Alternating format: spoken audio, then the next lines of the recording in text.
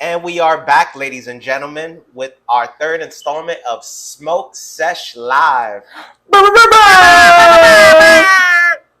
It's your boy, my guy with the bow tie, and I'm here with... It's me, your boy Vinny D. And we're here today, and we're about to talk and recap A.E.W. Dynamite Road Rager. Yes. Went on last night. This was a quick, fast special event that was supposed to go on Wednesday, according to TBS. And yeah, let's get into it. How do you feel about it? For a short show, I liked it. I liked it. I knew the one segment I wasn't gonna like, and that was the one segment I didn't like.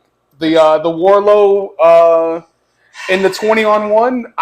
That is literally the only thing I didn't like. Everything else. 20-on-1. Yeah, but the only match I didn't like was the 20-on-1 was Warlow versus 20 security guards and a 20-on-1 elimination match. Yeah, that was crazy. So I thought it was gonna be like a gauntlet kind of thing where they were gonna where they're gonna come out and get squashed real quick. That's what I assumed. Yeah, me too. And then I saw them all jumping, man. Once, and I was like, yes! I was like, this is a handicap. This is a real handicap match. The fuck? Why are we over here going 1v1v1v? Hell no! This is a 20-on-1. It's 20-on-1. And I think this might be the first time in history where I saw 5-6 people getting pinned at one time. I've never seen this before. They wanted to end that match as soon as possible. That was a bathroom break match. That was crazy. I did not like it. But before we get into that match completely, yes, let's kick off the night. Let's kick off the night with the match that I'm so glad that they started the night with. Yes, they needed it. They needed that to open up the night with Ortiz versus Chris Jericho in a hair versus hair match. Hair versus hair match. So coming in, I thought it made the most sense to have Jericho cut his hair.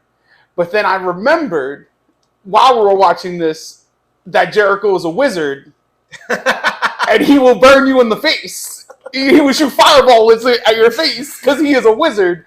So because Chris Jericho's a wizard, there's no way they can make a wizard lose. Especially not his hair. Not his hair. Like, there's no way he needs his hair. So I can understand it, but I will say, the match overall, I enjoyed. I enjoyed it a great deal. I love how literally right after it was over, how Ortiz was just like, yo, I lost. Cool. Right, let me shave my head. Right. And they're screaming, blood and guts, blood and guts. Which is going to be amazing. I can't wait for Blood and Guts. The next... I think it's going to be a Wednesday night special or a Friday night special, possibly. Oh, is it another one? Yes. Oh, they do this consistently, huh? I guess. Because, again, we're both just starting to watch this. This is what I've noticed in the last month or so, is that they have these little specials, which is great, because then you keep people watching the product. Because on a regular basis, they have pay-per-view-like matches on their TV program. So why not have a 2-hour special? I mean, is this technically a special, or is this like... It is a special. I mean, it's a Dynamite special. But doesn't Raw have... I mean, WWE has Raw and SmackDown. Yes, but they're not... unless they're like... unless it's like a milestone, it's not a special episode. Or someone dies, it's not a special episode. Okay. So this was a special episode because they called it Road Rager. Road Rager... Like it had its own... Yeah. Okay. So personally, I loved it. I loved it. I love that Sammy Guevara finally came back to Jericho Appreciation. The dude with the that came with the red and yellow and super kicked Ortiz in the face. Where? Yeah, what was his name? Sammy Guevara. I don't know what they were calling the guy in the mask. I don't know what he was calling his character in the mask, but that was Sammy Guevara, 100%. Let me see. What do I have here? So I have it written the way I wrote it down. You know, I was very confused if this was a regular show or a big event, or like a big event. This was promoted as... It was a medium event. Yeah, definitely super mid. It's a medium event. Medium event. It was promoted as Road Rager. I wasn't really even able to focus on the match in a sense. Let's see why. Hold on, the screen doesn't let me get to the next. I was gonna say, are you gonna? I think you're gonna say the same thing I was gonna say later on, but yeah. Oh yeah. Basically, wasn't even able to. I didn't even let the sentence finish here. Wasn't really able to pay attention. Definitely. Because of all these commercials that were going on during this event. It was literally like they had a humongous screen. Now, don't get me wrong, back in the day, of course, we wouldn't have been able to see any wrestling. So I do appreciate them having a smaller screen and, we're still able to see what's going on. But literally, I feel like during some of the bigger moments in all the matches, that's when they wanted to cut the commercial. I didn't understand what was going on. Ladies and gentlemen, I need you to tell me, when did that become a thing? When did TBS and these other networks find a way to put double commercials into a broadcast? What do you mean double commercials? Because because that's what I was trying to tell you last night. That, like, I get the whole, we didn't get to see the action, but there were a certain amount of commercials per episode. Okay. Now, because of the fact that they don't have to tune away from the screen, they double up on the commercial. So I want to know, when did the double screen become a thing? Because that was so distracting last night. That was very distracting. And some of the commercials were great. So it was literally like I wasn't paying attention to you missed some key moments in that main event because of that.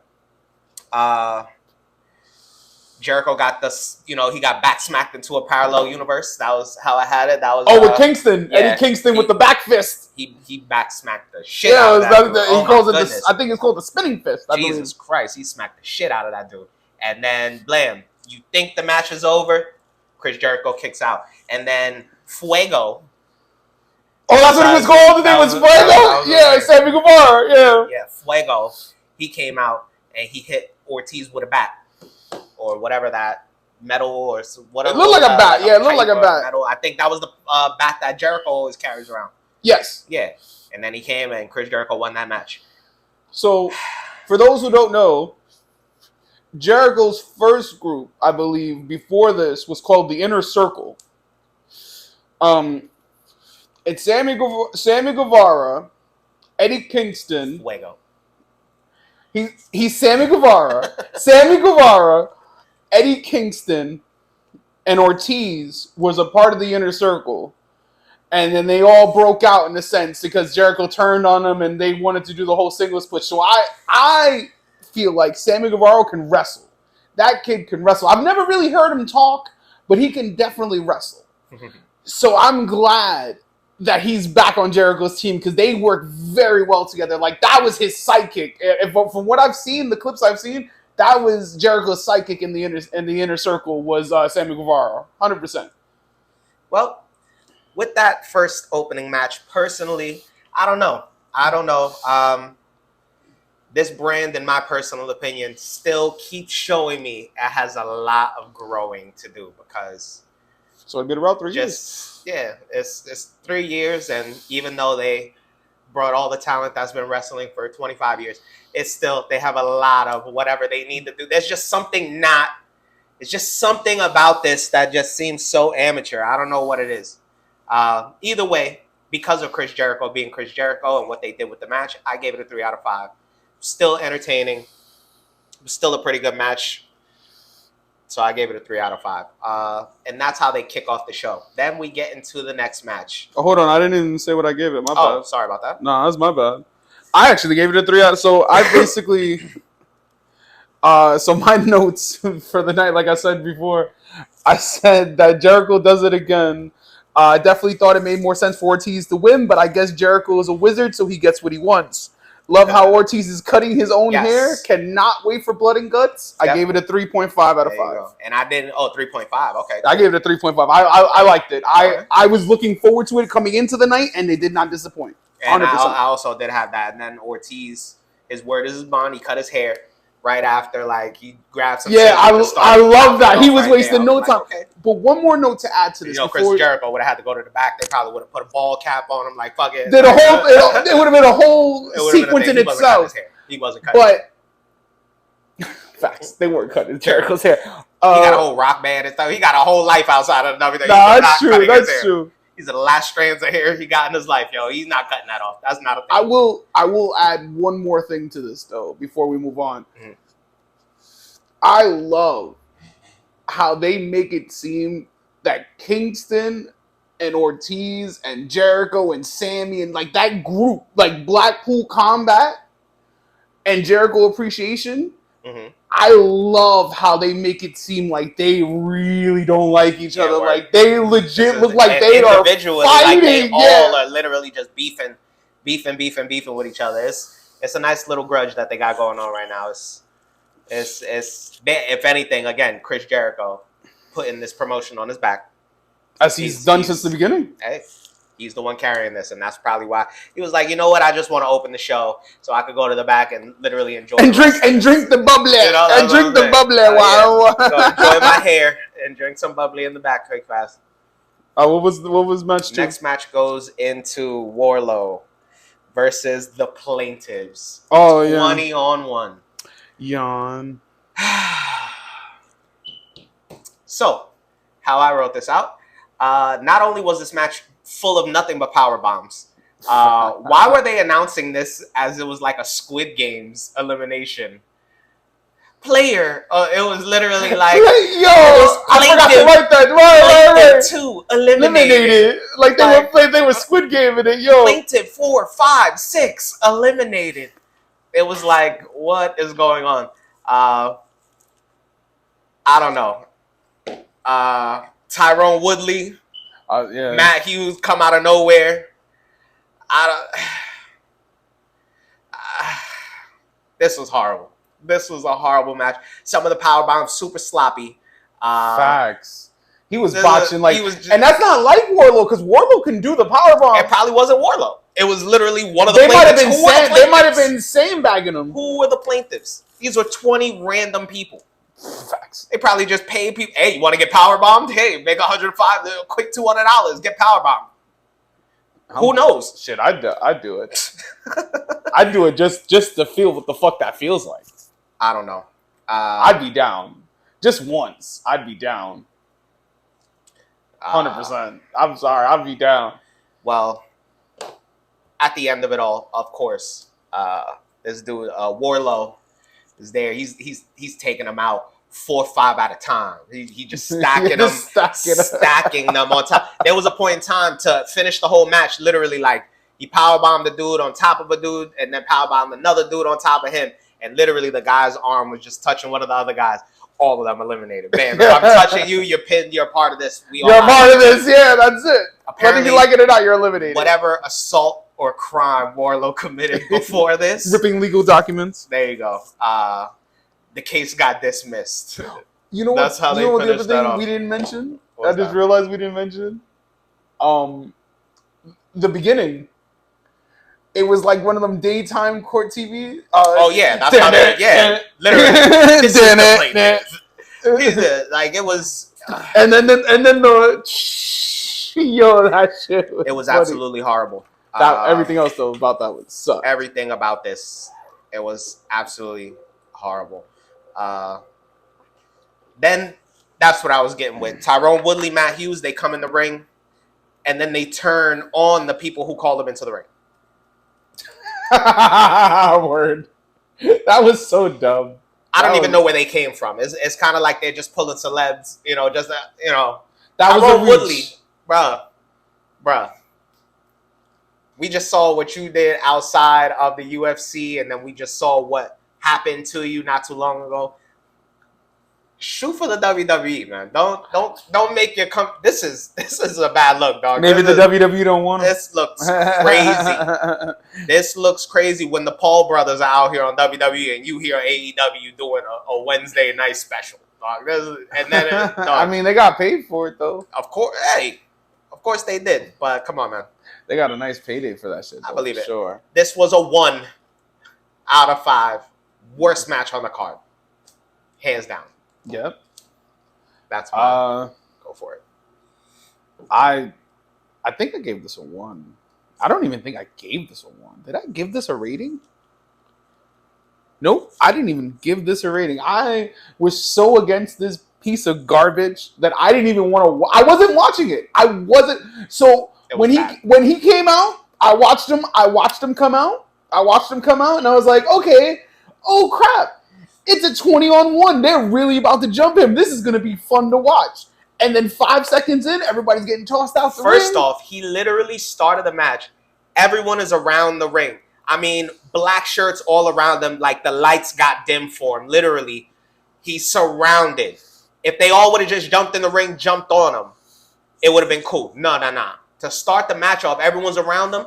He goes to swing into the corner, and like 10 people fall off the apron. It's ridiculous. And then everyone does finally get in the ring. They swarm him. And of course, this becomes some superhero type thing. Everyone's beating down on him, and then there's a and all you missing was the graphics, bruh. The boom, the pow. Literally, if they would have had him, if they would have had each of these plaintiffs come out one by one, run down the ramp in a gauntlet, and kind of each 2-minute squash on each. Eat a power. Nah, like 30 seconds. Eat a power bomb. 20 guys. That's a lot. A lariat, like they like to call it. A stiff lariat. Sweet chin music to one of them, because that's what everybody does. I'm sure everyone has that. A super kick. Everyone has that in the arsenal in AEW. Apparently, that's like a suplex over there. That's everybody does a super kick. Oh, we'll get into that. The whole patent moves. I'm just so surprised they didn't do it. If they would have did them, if they would have brought all of them down to the ring individually, it would have been 10 times better of a match. And 10 times better of that match would have made it a 2 out of 5. No, it was terrible. It was bad. I called it. I called it from my prediction. Yeah. But yeah. Like, it gets a 1 because you have to round up. Like, you have to put a point on the board. So it gets a 1. Right, but so it would be like I didn't grade it, 1. but I can't give it a 1. Why can't you give it a 1? Everything about this match was horrible. No, you wasn't even watching it. What I'm saying, you can't even give it the full point? I can't even give it the full point. Like, I can give it the 0.5. Ooh, a 0.5? A 0.5. I can give it a 0.5. Like, that's the best I can do with this. A.E.W, this is damaging to your overall in this event. I can give this match right here took your whole event. Like, if you started off and this was a 5 out of 5 because of Chris Jericho, which it couldn't have been. But if you were at a 3 out of 5 off of the first match, this match right here significantly dropped your entire card. Like, this was on some, like, please bring on a commercial. A commercial would have been appreciated at that point. And they didn't even play a commercial during that match. The whole time. The whole match, they didn't play a commercial for that. And I think that was the only match. And I think that was the only match. That's the only match. They didn't play a commercial. That was literally the only match they didn't play a commercial for. And that would have been that should have been like the 3rd, 4th match where they play all the commercials and everybody goes to take a piss. Seriously. Yeah. Because that was horrible. That was bad. But either way, all right. That was that. Then we get into Dax Harwood. Dax Harwood versus Will Ospreay. You want to go first? Or you want me to go first? Well,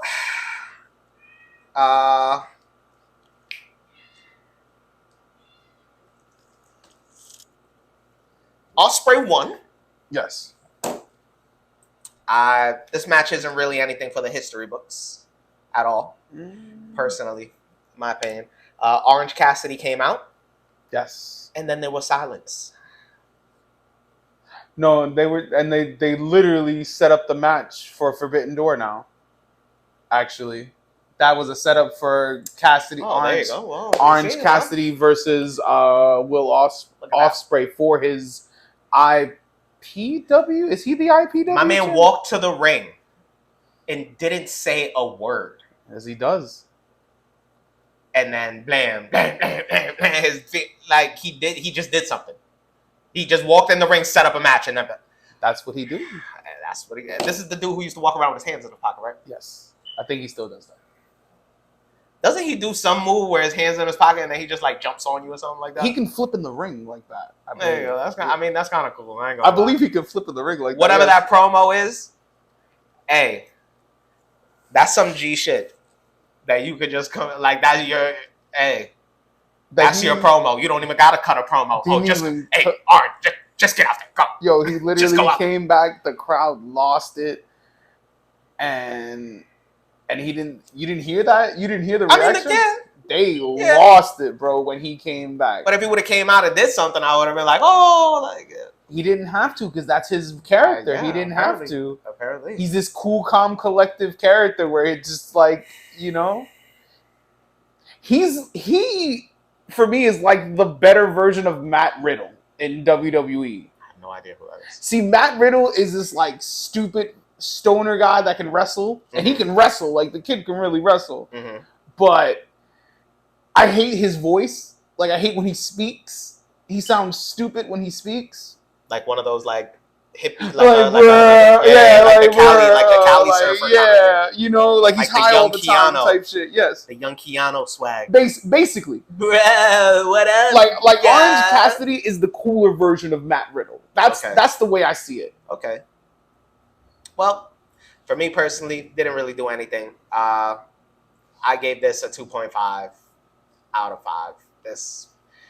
And again, I believe commercials definitely played a part in this, me not paying attention at all. In a sense, like this match, if I would have went to the bathroom and, you know, ate some Mexican and had to just stay in the bathroom a little longer than necessary, it wouldn't have bothered me. That's how I have this match. How you feel about it? I loved it. I love this match. Like this is what I was saying before. Like the 2 things that I love most in wrestling, or the 3 things I love most in wrestling, is great storytelling, the flippy shit, and hard-hitting wrestling. And I've already done 2 of those today.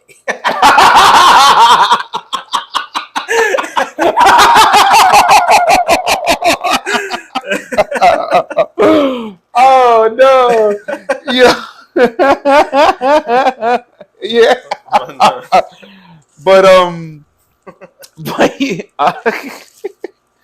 But yeah, no, this match, the commercials definitely brought it down for me.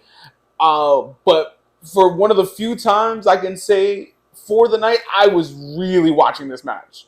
Like I didn't give a crap what was on that bigger screen. Like my eyes were locked onto the other screen. I wanted to see that match. This match did not disappoint. Will Ospreay versus Orange Cassidy, can't wait. Cause that's going down in the Forbidden Door. Cause man, okay. Will Ospreay, you can wrestle, sir. You can wrestle, and that hard hitting shit, I'm with it. That elbow to the back of the head to end the match, that was great. The lariat, how they sold the lariat with Harwood when he hit Ospreay with the lariat, he almost flipped them. Oh, wait. Looked like he literally that was. I loved it. I loved it. I hope they do it again. I can't wait for, like I said, I can't wait to see what he does to Orange Cassidy, because I don't see them giving him his championship, but I do see that being another great match. Another great part I loved how they had a moment where they were both like towards the floor and they start headbutting each other like rams. I don't even remember that. They start headbutting each other like rams. That was because that's what you're selling in the sense of a tough you feel me, like that's what they're selling in the sense of like, oh, I'm a tough guy and shit. You feel me? Like I'm just like. Hold on 1 second, ladies and gentlemen. Dixie, get on your pillow. Go get on your pillow. Sorry about that. My cat likes to be a little asshole. but just to end the rant, I don't want to go like further in. Overall, 4 out of 5. Loved it. Wow. Absolutely loved it. Okay. Would have been a 4.5 out of 5 had I not had to literally go like this to watch a majority of the match. But besides that, the hard hitting, the lariat, like I said, the lariat, the headbutts, one of the head. He did a head scissors, I believe. Dax did a head scissors, which was perfectly executed. Like, these guys can wrestle. This is like, I want to see more of this, AEW. Like, this looked like it wasn't perfect because, again, another thing that I just remembered. And again, there was a moment with Dax where he got caught in the apron,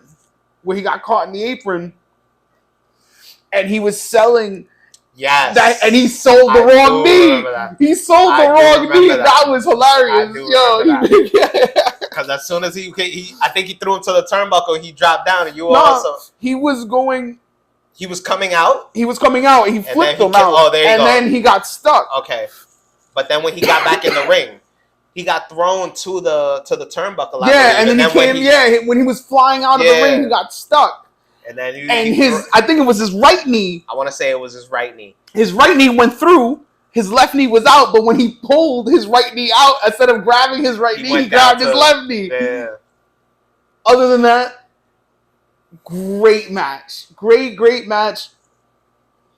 Will Ospreay, despite the fact that they're devaluing the cutter, you, sir, that was picture perfect. The cutter off the second, the bounce cutter off that was beautiful. Beautiful. But yes, 4 out of 5 would watch again. Just hopefully next time I can watch it with a full screen. Somehow. Well, I'm sure he'll be. Well, either one of these guys will be on. Will Ospreay's versus Orange Cassidy and Forbidden Door. Yeah. All right, there you go. All right, so there you go. So you get to see him perform again. Oh, 100%. I'm very excited. All right. Next match, we have Jon Moxley versus Hiroshi Tanahashi. Well, this wasn't a match yet. This is going to be a match at Forbidden Door. Yes. For the interim. This is the preview or whatever. So, okay. They called Jon Moxley out to literally carry this whole entire segment on his back, as he usually does, because he could really cut a promo. Here I am, rocking like a hurricane.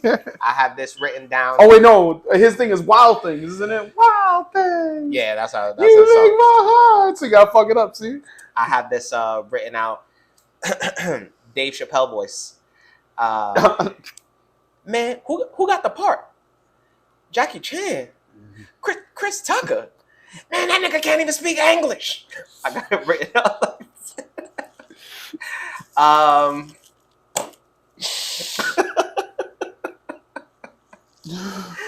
Hey, man. This dude said 2 words at the end of the entire promo. Shut up, Chris Jericho. Hey. Absolutely hilarious. Yo. Absolutely hilarious. I actually enjoy Jon Moxley as a wrestler. Even I remember him from when he was over there in WWE. As Dean Ambrose. Dean Ambrose. That was his name. I actually really enjoy him as a wrestler. So I'll be looking forward to this match. I don't know. The main event? I don't know who Hiroshi is. Oh, that's the main event of this? Oh, there you go. Main event of Forbidden Door, yeah. Okay. For the interim A.E.W. championship. There you go. And then they're just making titles up as they go along. They're not making it. It's not a made-up title. They just made up a title, didn't they? The All Atlantic is a new title, yes. Oh, there you go. But well, that's Ethan Page and Mero. We'll get to that. Wrong. But in the interim AEW champion. Oh, this is the stand-in for CM Punk stand-in. Okay. CM Punk stand-in. Okay. Which is ridiculous. But I'll let you say your because that's basically it. I don't know who Hiroshi is. I've never seen him wrestle before. I don't know anything about this dude. He can't cut a promo, and that's really how that goes on that one. There's nothing really to be said about that one so much. But go ahead. How you got that? How you have that promo set up? So they basically use his name is Hiroshi, you said, right? That's how you say his name? Hiroshi Tanahashi. So they basically use the Moxley Hiroshi promo to set up another match. Is that the Ethan Page and No, they set up a match because if you don't, I don't know if you remember, Jericho came out. Mm-hmm. I was like, oh, if I was here last week, I would have been. This would be me, not you, Moxley. Mm-hmm. Like I deserve this or whatever. And then just was like, oh, shut up. So Hiroshi's like, oh, Chris Jericho, shut up. So they come out and it's a whole fight. And then Jericho starts telling us about people from New Japan that I have no idea, no disrespect, but no, I don't watch New Japan. I have no idea who you guys are. Started saying names. Apparently, I believe, if I remember correctly, it's either going to be an 8-man or a 6-man tag. And the only people I know for sure are going to be there is Chris Jericho, Sammy Guevara, and Ortiz. I didn't know anyone else, he said. Nobody. But the promo was up. That was like So the whole no. I'll save this. I'll save this rant about the interim AEW champion. We'll get through the pay-per-view first, or the special card first, and I'll get there. Okay.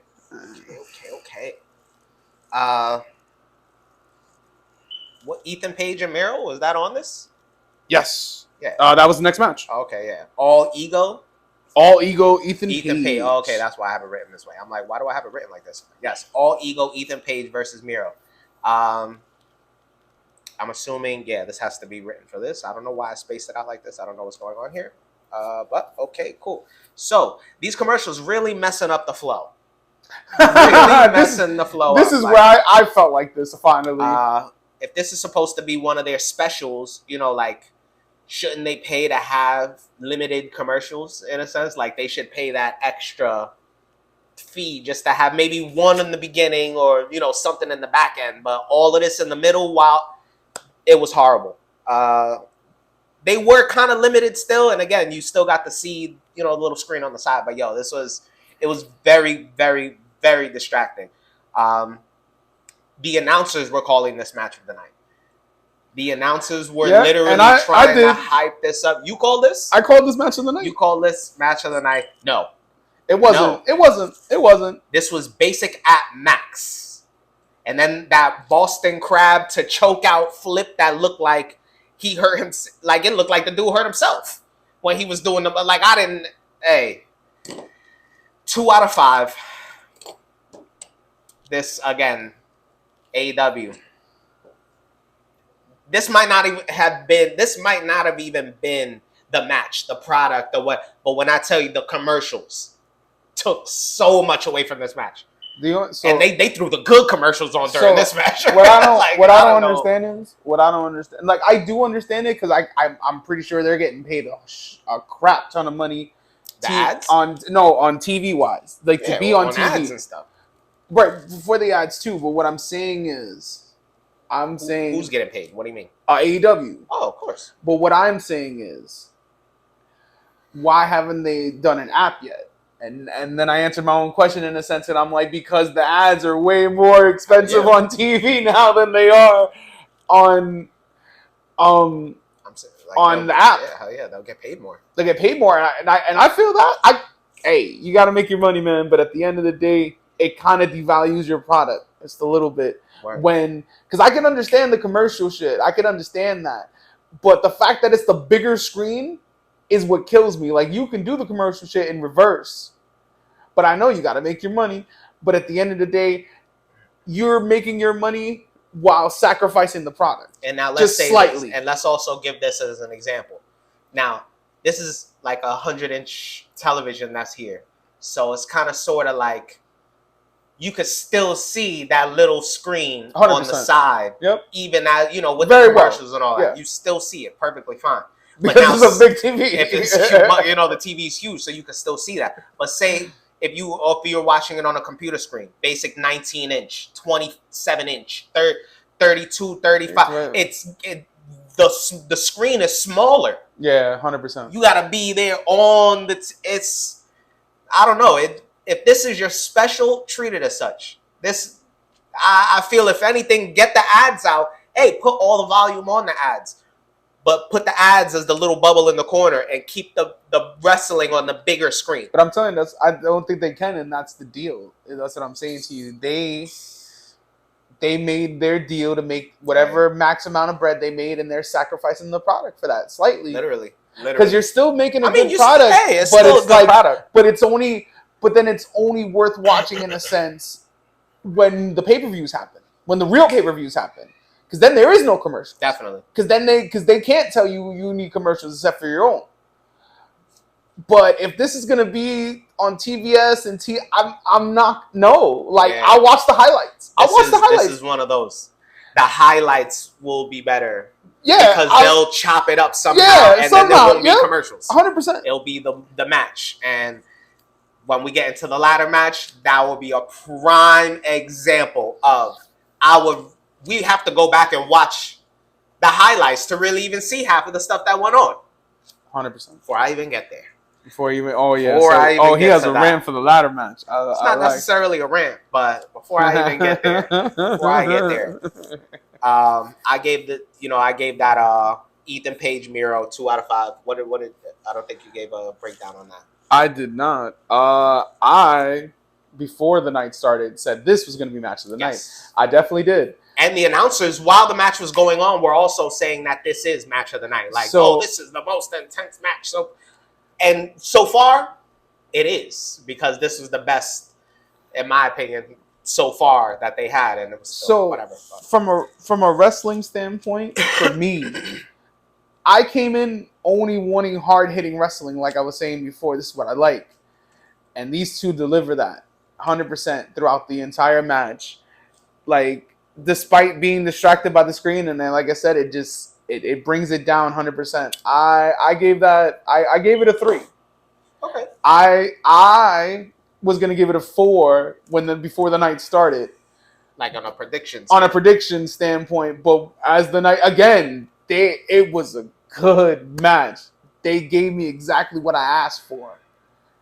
But that little screen shit, like it bugs me. It bothers me. It was a good match, but I'm rating it on an overall, like how it was presented to us. 100%. I can't give it a 3. Bro. I can't give it a 3. They put the good commercials on during this match as well. It was like, yo, come on, man. Oh, also, I had said for Ospreay hitting a great cutter in that match, right?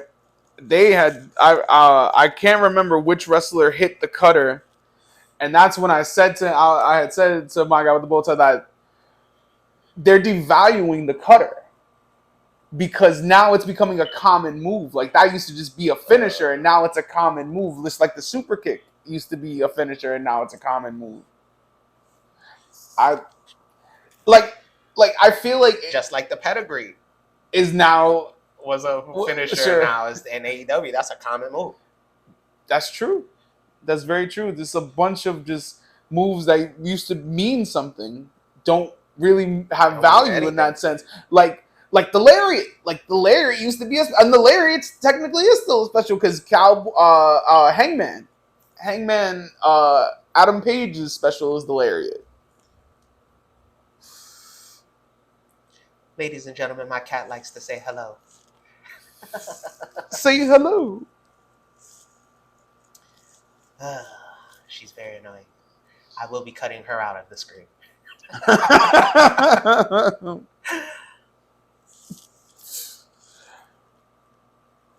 But yeah, like I said, it's definitely not good for the product. Yeah, it's not. But we can, and like I said, in the cutter, like I said, so this is what I've noticed. It's the lariat, the super kick, the cutter, the lariat, the super kick, the cutter, the power bomb. The power bomb. Well, no, I'm saying the moves you see from everybody. Oh, okay, yeah. Or almost everybody. What's another one? The lariat. Well, I said the lariat already. Yeah. Okay. So I'll give it 4 then. Those, in my opinion, those are the 4 basic guaranteed moves. You're gonna see that almost in every match. Somebody's doing it once, at least once. And don't get me wrong, don't get me wrong, there's different levels to it in a sense. You can run from a certain distance. The guy can sell it better. The guy can make it seem like you literally flipped him upside down. Like, it's all about the presentation of the move. It just sucks where someone's like, oh no, come out of nowhere with the lariat, and you're thinking, oh yeah, that's it, and that's not even their special. That's just one of their moves. That's like move 3. That's like move number 3. Literally. Yeah. So I guess we can move on. All right. Next match would be Dr. Britt Baker, DMD, versus Toni Storm. You want me to go first? Or you want to go first? You can go first. Go ahead. So coming in, I had completely forgot that I had seen this the other day, that they were setting up Toni Storm versus Thunder Rosa at Forbidden Door for the women's title. I had completely forgotten about that. So coming in, had I remembered that, of course, they were going to let her beat Britt Baker to avenge her, I believe, her only loss in the company. So that makes a lot of sense, where it's like, okay, of course we're going to make her look strong versus Thunder Rosa. I kind of hope she takes Thunder Rosa's belt. Like, I hope it's a good match, and I kind of hope that Tori, like, coming in, I didn't know who she was, but still don't. I still really don't know who she is. But on one match, based on the one match I've seen, it was pretty good. Like, it wasn't flawless, obviously. Like, I feel like we saw a bit of botches there. A bunch. And that brought it down 100%. It wasn't that many. I feel like it was more than, like, honestly. Really? Yeah.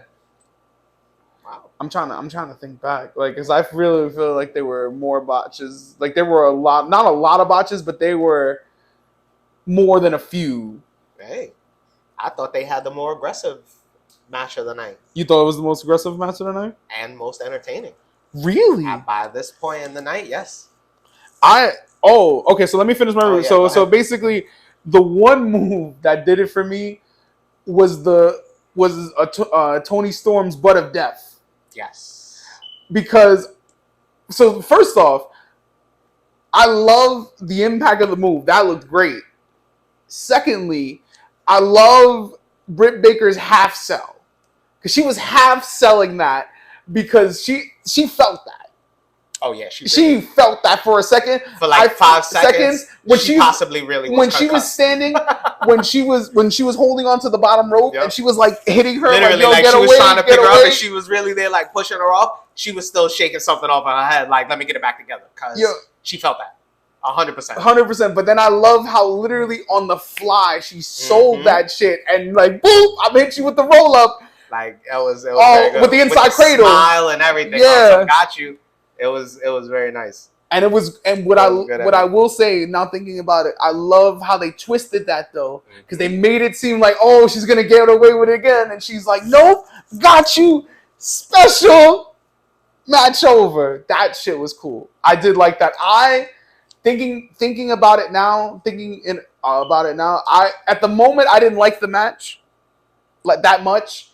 But now thinking about it, I now would give it a 3, but I gave it a 2.5. Okay. All right. Well, me personally, I definitely had that as the most entertaining match of the night. Wow. I had it as the most aggressive. Like, they were literally like beating the shit out of each other at one point, for real. That's what it seemed like. I could agree with that. And then that ass to death thing really was. Oh yeah, that was the move of the night, or the move of the match. This was a little personal right here, because for real, that was I don't even. That was, okay, if you want to call it that way, a half sell. A half sell. Because she was hurting. She felt for a few seconds. Yeah, she needed to get her head back. That was really like she really felt that impact. She was somewhere else for a second. She was like, no whoa. Faking that. Yeah, she got some whiplash or something off of that. There was no faking that at all. But then again, she flipped it around, and she turned it into that what is it, the cradle or whatever, that cradle pin, inside cradle, the inside cradle or whatever, and that got kicked out of. You thought she was about to get it right there because they were going for a right, while. And then she hit her, and then she hit her with a big move. She hit her with a big move. It was like that flippy kind of power driver or something. Yeah, and then she came with the glove. She came with the glove for the win, for the mandible claw. And then that got reversed. And then boom, she hit her with her special. And then Britt Baker got it. And yeah, she finished it off. I personally gave this a 3.5 out of 5. At this point in the night, this was the co-main event. Yes, this was the co-main event because there was one more segment. Yep. They showed up and they showed out. So they had another right after this match. The in-between, they had the Hangman Page segment. He got attacked. Screwdriver. Or screw something. What was it? Corkscrew. Corkscrew. There you go. All I know is he popped into the ring and hit some corkscrew type, and then bam, he got bam. That was but I don't know who. Hold on. Actually, to not disrespect the IWGP World Champion, Mr. Jay White himself. Jay White? Oh, that's the guy who came in? Mr. Jay White, because damn, I can't. So he didn't the switchblade. That's what he called it. He called it the switchblade. That's the move he hit. I'll write that here. That's the move he hit him with. Hit Hangman Page with the switchblade, and then he plays Adam Cole. That was the best. Where,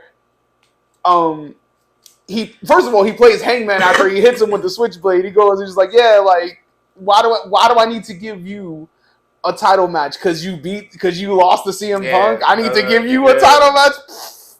Out of here. Get out of here with that. And then Adam Cole's all happy, like, oh yeah, because you my boy. Like, I'm gonna get a match. And he's like, nah. He goes, I decide who I get the verse because this is my era now. Whatever switchblade, whatever he said, something era. I don't remember. I wish I would have wrote it down. It didn't mean anything. I guess. No, but it did because again, this set up. I'm about to say this set up future matches between all three of them. Okay. I personally hope they fuck around and they go and make this a triple threat because holy crap, that would be great. I gotta really start checking the side parts of this out because it's kind of like each. This is what the second segment that we watched them? Second, yeah. What was the first one? Double or Nothing. Yes, the first one was Double or Nothing. It's like we watched anyone who was on there other than Britt Baker. I've never seen them. Right. Oh, and John Moxley was on there as well. And John Moxley and Chris Jericho. Oh, Chris Jericho wasn't on this. Oh, yes, he was the opening card. I was like, what are you talking about? That was a hair versus hair match. Right. But yeah, other than them, all these other people, you have so many other people in between. But then you have what do you call that other thing? The intern. No, not the title. The interim. What was the dark? It was A.E.W. Dark or whatever we were watching. Yeah, the C show. Yeah, then you got that. It's already sometimes their biggest event of the year was already kind of considered a B-class show because of the botches, because of everything going on. So just imagine what their C show is like. The people still training. It's bad. Woo! It's bad. Something to see. If you want to see someone potentially break their neck and kill somebody or something. First of all, don't go there looking for carnage because they're not despite. And I mean this on botches. Yeah, that's what I mean. Yeah, I don't mean they're not looking for carnage. I don't mean gruesome match. I didn't mean that. I meant if you want to see someone botch a move and break someone's neck, that's the place to be. A.E.W. Dark. Go check them out. Definitely. If you would, I mean, it was pretty bad. We didn't get through it. We got through some of it. Yeah, it was bad. We got through like 20 minutes. Yeah, about 20 minutes. Yeah, this is crazy. But yeah, so if you make it to the big time, buddy, we'll see you then because we're not gonna see you here. We're not gonna see you here, buddy. Whoa. But yeah, then we get to the main event of the evening. The Young Bucks. Excuse me. Young Bucks versus the Jungle Boys. Jungle Boy and Luchasaurus. So it's Jungle Express. Oh, Jungle Express, that's the name? Yeah, that's the group. So hold on. I got it as the Jungle Boys. So before he goes, like the Jungle Boys. No, you know what? No. Go. Go ahead. So when this match was going on, his wife was out here, and the Jungle Express, Jungle Boy, and Luchasaurus came out, and the shit came on, their music came on, and she's kind of like moving to it, and I had a good laugh, and I'm like, that's some funny shit. I shit you not. All day, I've had that beat in my head, like legitimately, like I had to listen. So before I came home, I had to listen to that shit 3 times, back to back, full song, because that shit was killing me all day. Because that shit is mad catchy. It is. That beat. Go to your pillow. Go get on your pillow. It's very catchy. Go get on your pillow. But yes, I'm sorry. Go ahead. No, go ahead. No, I just wanted to say about the song. I had a side thought. Yeah. All right. Cool. Well, yeah. So as at the moment, aside from the Hardy Boys, the Hardy Boys are, they've always been, in a sense, like my favorite tag team, in a sense. Now you have them here, and they're definitely like, the dominant, they're the top tag team in the league, in a sense. You lived long enough to watch your heroes become 100%, old, man. 100%. And now the next line is definitely Young Bucks and Jungle Express. Like, these teams right here, they're definitely like super next in line to take whoever. Now, this was supposed to be a triple threat ladder match. Thank goodness it wasn't. I don't understand why you keep saying that. Thank goodness it wasn't, because the Hardys would have won. And, that's how I don't think they would have changed the finish. Nope. The Hardys would have won. That would have been very stupid of Tony Khan to make that a thing. Nope. Time's up. Well, whatever the case, time's up for Jeff Hardy, because he did something bad. It is something bad. He would have got obliterated and then got behind the wheel of a car. Yeah, come on, man. That's what he do. Come on, dog.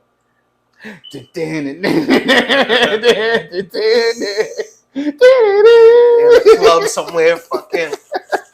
It was like, all right, guys, I'm out of here.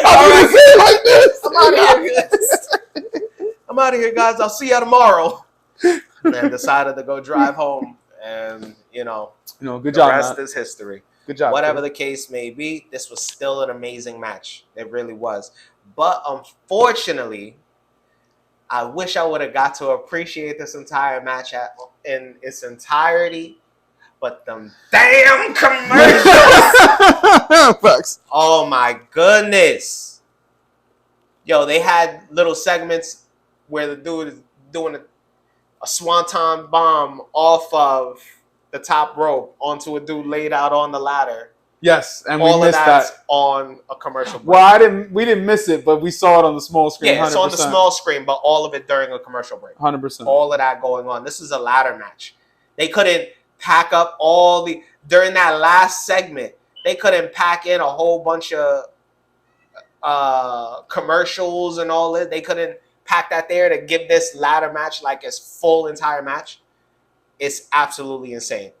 That was crazy that they did that to this match. It really was. I really wish that didn't. But even with all those commercials, still watching it, still paying attention to everything going on, this definitely was still match of the night. 150%. I gave this a 4 out of 5. Then Christian. Oh, he turned heel. Yeah, he turned heel. He comes out. He comes into the ring to, like, Dan, Jungle Boys, it's all right. It's all right. Oh, by the way, Jungle Express lost their titles. So the Young Bucks are the new, AEW Tag Team Champions. So, you know, Christian comes into the ring on some, it's okay, don't worry about it. And then I'm prettier. Went to go literally beat the living shit out of Jungle Boy. Hit him with the unprettier than the one-man concerto. He beat the shit out of him. Does that set something up? I don't know. I mean, yeah. Somehow, some way, of course it does. But because they might break apart the team. They might go on singles run. Both of them. What? Then maybe. It's possible. So Jungle Boy without the Luchasaurus? So I think they said they're setting up a whole thing with him and Christian. Who? Jungle Boy and Christian. So that's a singles thing, and then they'll get somebody for Luchasaurus to fight. And they threw his ass. Or unless Christian gets another team. He was kind of done for the moment in time. They threw him into the spot of the night. The table spot of the night. The table that got set up like 5 minutes into the match. And then they just left it alone, you know, like, oh, yeah. Anytime someone got close to it, it was kind of just like, oh no. Oh, yeah, a bunch of false. Oh, no. He's going to fall through the table. No. He's went through all the table. Yeah, it was, overall, I had that as match of the night. Most entertaining. Next in line, I did have the co-main event. And if anything, it kind of goes backwards like that. I wish the plaintiff versus Warlow match didn't even happen. I wish that they would have put that on, you know, like a dark. The AEW dark. Because that's where it deserved to be. Overall,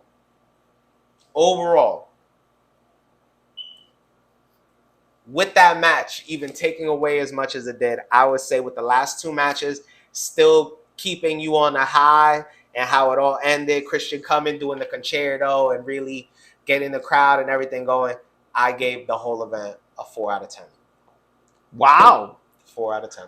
4 out of 10? Yes. Ouch. How's that an ouch? What did you give? 5. I gave their best event of the entire year a 5 out of 10. So 4 out of 10. Their best supposedly so this was is below average. This is below average.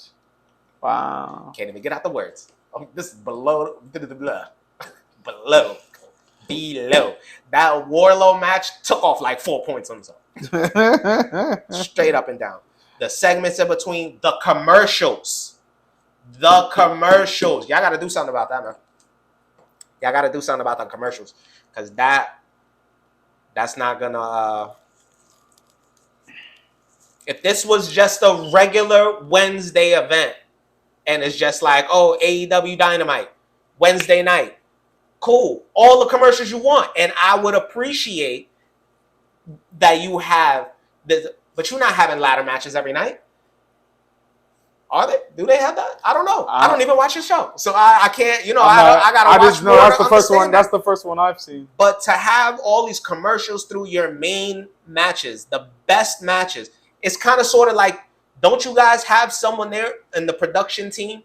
Literally, while the show's going on, you see the dead moments. You see where it's corny. Hit the commercial button then. If you see everything's picking up and everything's getting crazy, what are you doing? I don't think it's up to them. Sometimes it is. I don't think so. I think that's more of the network they're on. Yeah. Kind of has that control. But I'm saying, damn network.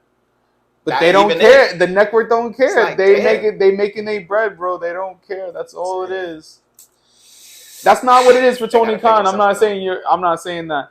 But what I'm saying is for the network, it's all about making bread. Straight up. Personally, 4 out of 5. This was below 4 out of 10. 4 out of 10, I'm sorry. Below average, but watchable. Still wow. Still entertained. Not wow. That was my opinion. Go. How you got this? Oh, first off, what was your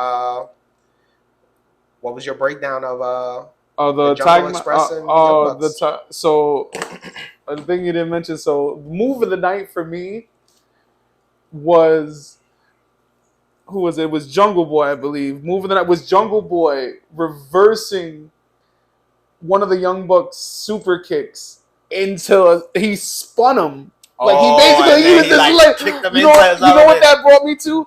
Halloween Kills. when the girl is shooting at Michael Myers in the car, he fucking pops her. Yo, he pops her with the gun and shit. Yo, as soon as I saw that was my first thought. Was like, yo, that was so creative. That was good. For me, that was move of the night. 100%. The reverse super kick, that was 100% move of the night.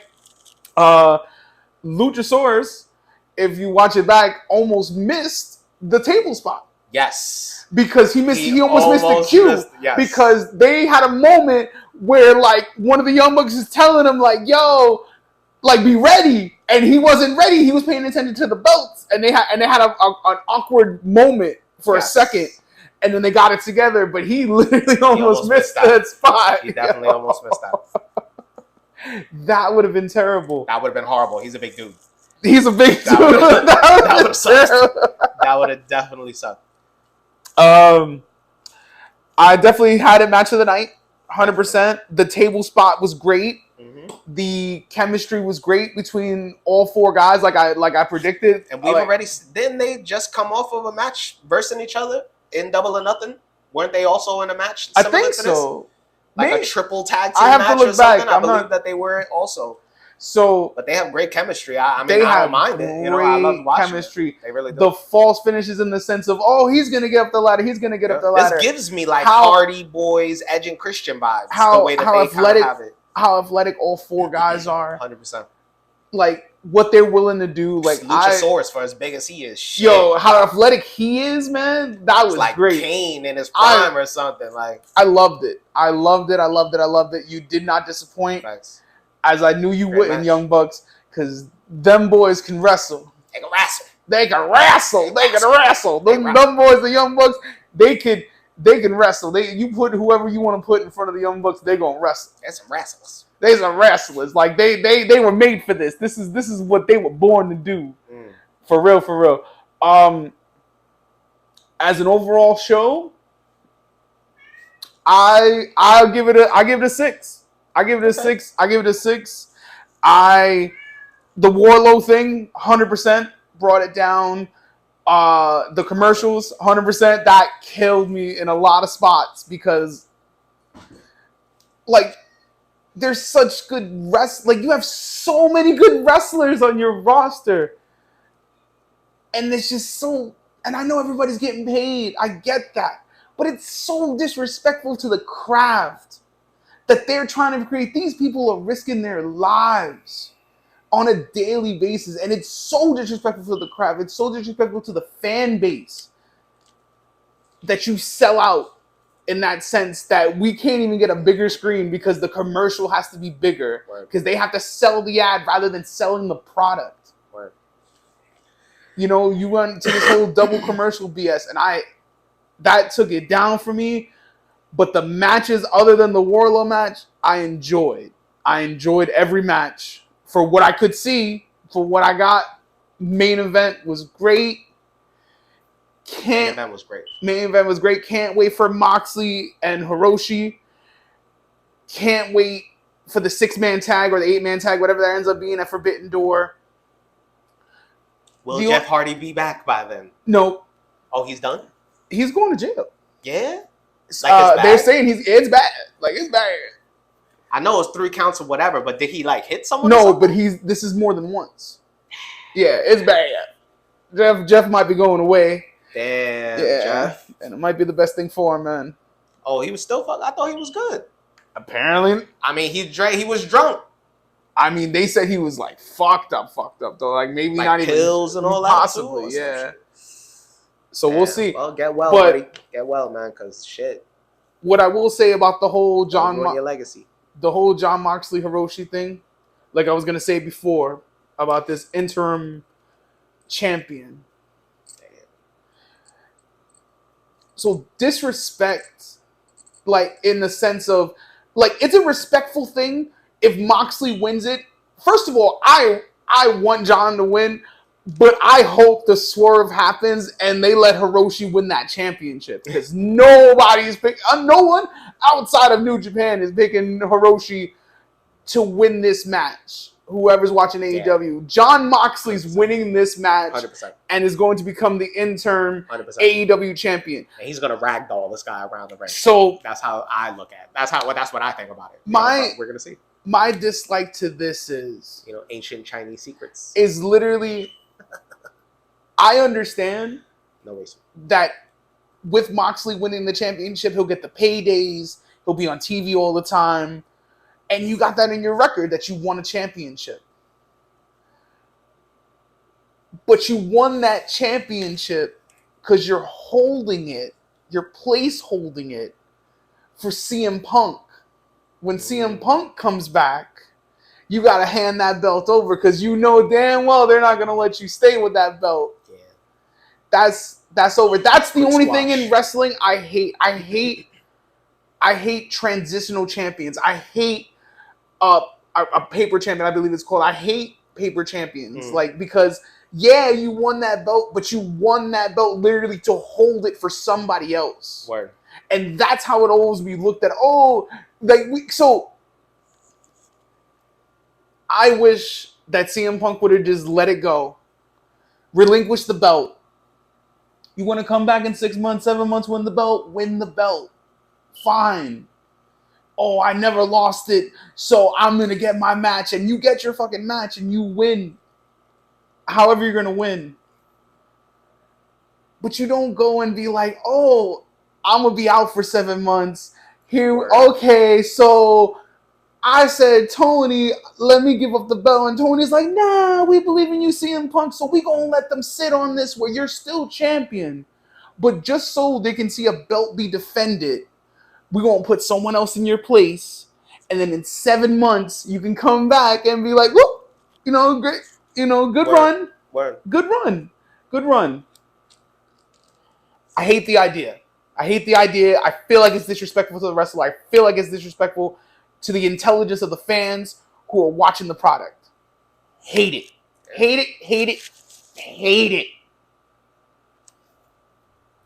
But I understand.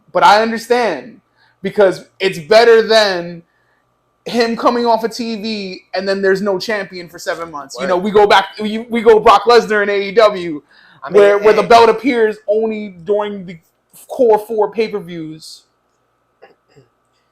Yeah, I'm sorry. Go ahead. I was gonna say. You're completely good. I just hope that he learns his lesson and not decides to go fucking knee skydiving into the crowd for whatever reason that he decided to do that and break his entire leg in half. I hope this is a lesson. If anything, I think he should. Again, he's being relinquished of this title on his own stupidity. He wasn't in the ring. He didn't even make it to the ring yet.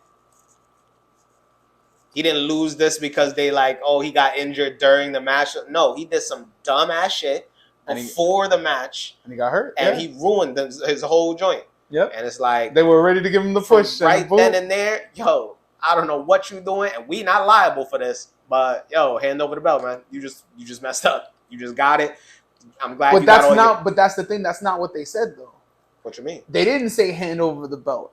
They literally told him. I'm saying what they should be doing. Oh, what they should have did. Yes, 100%. Oh, I didn't hear you say should. I'm sorry. That's what I'm saying. Because he's the one at fault. He did 100%, that dumb shit. 100%. Why did he jump in the crowd like that? Why did he do that? Yeah, he was hyped. Yeah, I get it, but bro, jump down and then high five a couple people. What was that? Yeah, he was. That was crazy. He was bugging. And you could have almost injured somebody in it. This could have been way bigger. Yeah, 100%. What are you doing, bro? You could have knee somebody in the head. Literally, he knee jumped into the. I saw what you saw. Okay, cool. Go heal up. That's your own thing because you messed up. Thank you for getting in the ring after the fact. Appreciate you finishing the match. Appreciate you doing that. But whatever you done did, that was all on you. Hand this over. When you come back and you're great, we'll give you a great match. And if you can still perform at the level that you're supposed to be performing at, then you know where you go. But until then, hey, you messed up, buddy. Yeah, that's how they should have did it. You done screwed up. That's how they should have done screwed up. But the fact that it's just nah, you know what? We're going to have someone hold the belt for you, just to keep things rolling or whatever. What if Jon Moxley gets this belt and this is damn near the best championship run So then, then so then then it's maybe, like what? so then, So to see CM Punk comes back, he still gets squashed and he's done. Okay, no, not that he's done. No, not at all. Not at all. See, no, I'm thinking maybe their thought process is they can build Moxley to that height, to the hype of a great champion, give him an amazing run for 7 months, and let the fans decide. Ooh. And let the fans decide. Does CM Punk come back and win this belt because he came back? Or does Moxley remain champion because we fall in love with a Moxley run? Like, I could see that. I could see that. I could definitely see that.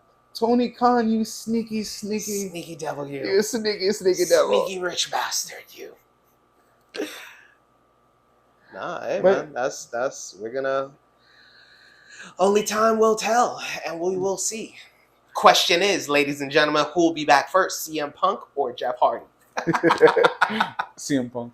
Both are injured. One in the soul, one in the knee. You know, like no, definitely CM Punk. CM Punk's coming back first. Damn, Jeff, really, man? I think so. Down like, I think so. I didn't know it was that bad. I think he's down bad. Damn, this is Jeff Hardy though. You don't think they're gonna just be like, yo, bro? What does that mean? He's just gonna be So you just they're just in the cell. Bro. So they're gonna they're gonna just let him. Bro, you know me. So because he's Jeff Hardy, they're just gonna let him keep getting away with DUIs. Is that what you're saying? I mean, bro, like, did you not see? Like, if I was Jeff Hardy, that would be me. Did you not just see what I did last weekend? What'd you do, Jeff? Yo, go on YouTube quick fast, type in Jeff Hardy and just see that high fly. I need it. I need it for my back. Can you jump off of a ladder doing some shit like this? Of course, I would never do that. Of course. But I would. I just need a couple drinks to do it. That's it. Leave me alone, damn it. Just let me drink. Let me drink my juice. Hey, there's nothing wrong with it, but that drinking and driving stuff, that is crazy. And I don't know. It was 3 counts or whatever. I don't know what exactly for. I don't look into the drama part of this. You know, like honestly, I haven't. I didn't. I'll look further into it for my next video, but for sure, I'm not sure. Like I'm not. It doesn't. I just want to know how long he's gonna be down for at least. Free my man Jeff Hardy, bro. Free Jeff. Free my man Jeff Hardy, bro. Nah. Let the man learn for a little bit. That might be the best way. That sucks, man. That's so crazy. I didn't even know it was that bad. Oh, but hey. I mean, he's been going through all this for a minute, of course. But I thought he stopped. I thought this was a part of his contract. That he would get back in the wrestling so I can give you. I think I showed you this earlier, right? That Jeff Hardy now becomes the first wrestler to be arrested in every one of his promotions. In WWE, I believe WWE, TNA, A.E.W. There might have been one more. I can't. But yeah, all 3 of those for sure. He got arrested on the same stuff, like same thing, DUIs. Possibly not DUIs, possibly other charges. But yeah, 100%. Like you, dog. You Jeff Hardy, man. You can't pay nobody to drive you around, bro. You can't pay nobody to drive you. You can't call a Lyft or Uber, whatever the cost may be. You can't pay $50, $60 for Uber, bro. You can't because all your money's going to your drinks, Jeff. That's the problem. No, we don't know his life for real. We don't know. We don't know your life for real. I don't. But hey, man, if that's what you need, get some help. But stay off. Stay from behind the wheel. Buddy. Don't get behind the wheel of a car, man. I don't know what you're doing. That would help you a great deal. This is it, man. This is the end of the road for you, man. This is literally, no pun intended, but this is literally this is the last stretch on your career. You can't keep doing all these high flying flips and all this forever, man. This isn't the thing for you to the end, So I mean, it is. Don't go. I mean, it is, but don't go out like this. This is gonna. If this is the last 5 years of his legacy, we got to hear about his most recent DUI that came 3-4 years ago. And whose fault is that? Damn, bro. Yeah. But yeah, with that being said. Oh shit! My bad. I'm the dangerous one, Vinny D. My guy with the bow tie. Until next time.